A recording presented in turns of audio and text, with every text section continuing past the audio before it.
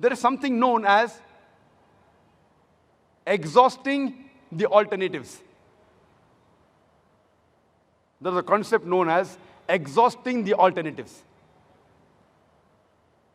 The Quran says, this is from God. If you don't believe in it, you tell me what it is from. You tell me from where it is.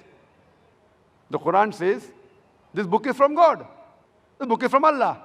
If you disagree, you give me the answer. So someone will say, Prophet Muhammad, peace be upon him, he wrote the Quran. And we proved earlier he didn't write.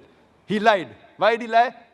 Because of material gains. And we proved it's not possible. Maybe for power and glory, and we proved that's not possible. Maybe for unity of the Arabs, and we proved that's not possible. Someone will say, okay, did for moral reformation, and we proved it's not possible. Guess. Okay, he copied from the Bible, and we proved it is wrong. Guess. When all your guesses are proved wrong, that means the Quran requires to be heard. It requires respect. You have to believe in it, that this book, Quran, is from Almighty God. And Quran says in several places that this book is a revelation from Allah subhanahu wa ta'ala, including Surah Jasha, chapter number 45, verse number 1 and 2, where it says, Ha Mim.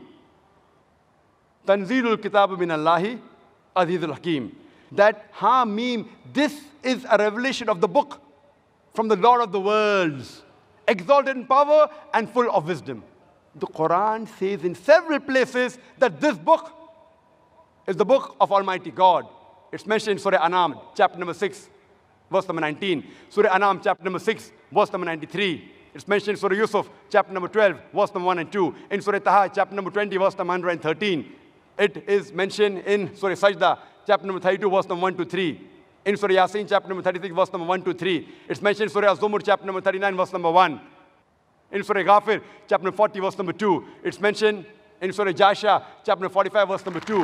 It is mentioned in Surah Rahman, chapter number 55, verse number 1 and 2. It's mentioned in Surah Insan, chapter number 76, verse number 23, that this book, the glorious Quran, is from none other but Allah subhanahu wa ta'ala. This is known as exhausting the alternatives. What you have, you give. You try it out. If you fail to prove it logically, then you have to agree with what is mentioned.